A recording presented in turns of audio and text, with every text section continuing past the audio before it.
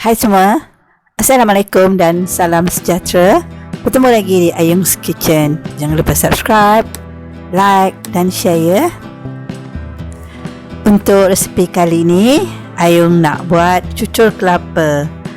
Cucur ini amatlah rangup di luar dan lembut di dalam.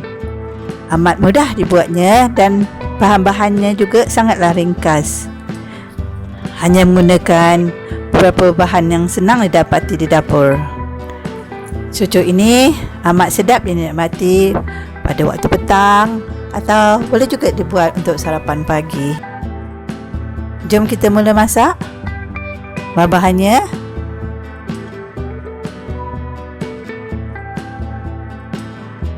di sini Ayung gunakan lebih kurang 1 cawan kelapa parut, 3 sudu besar tepung beras, setengah sudu kecil garam, air secukupnya, susu cair,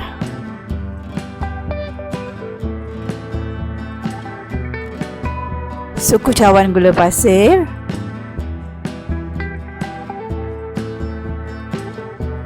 dua cawan tepung naik sendiri. Mula kita masukkan 2 cawan tepung naik sendiri ke dalam satu bekas.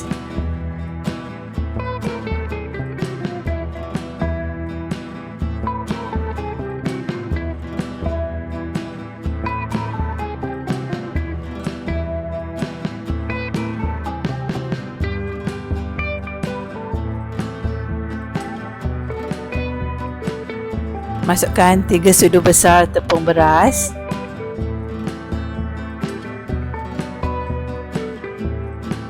Masukkan suku cawan gula pasir,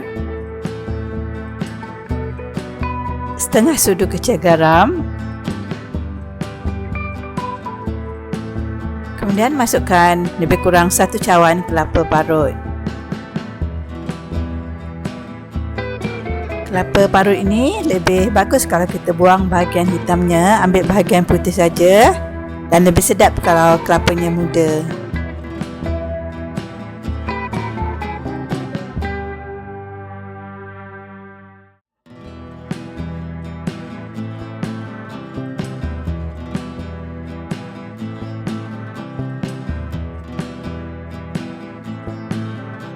Kita gaul rata.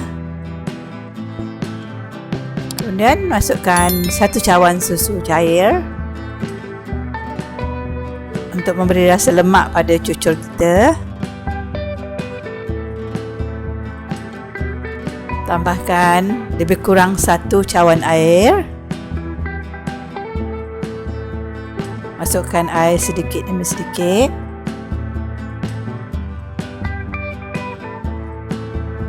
Kacau sebati dan pastikan adunan tidak terlalu cair.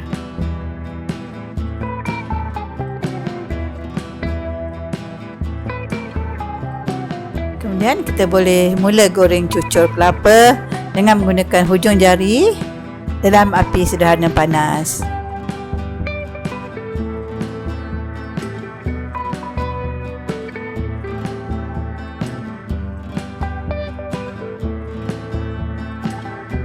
Boleh juga kalau nak menggunakan sudu, tapi Ayung lebih suka menggunakan jari saja, lebih cepat.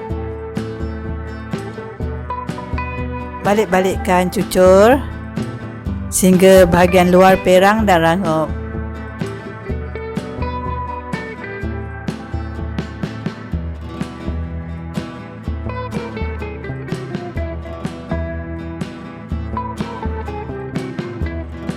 Kemudian kita boleh angkat cucur kita dan toskan.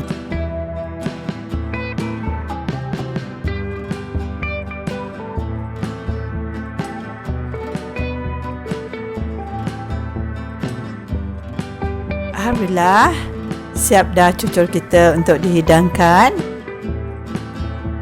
Amat sedap diminum dengan kopi O maupun teh. Sedap dihidangkan pada waktu pagi maupun pada waktu petang. Selamat mencuba ya kawan-kawan. Terima kasih kerana sudi menonton dan sehingga bertemu lagi di video akan datang. Assalamualaikum warahmatullahi wabarakatuh.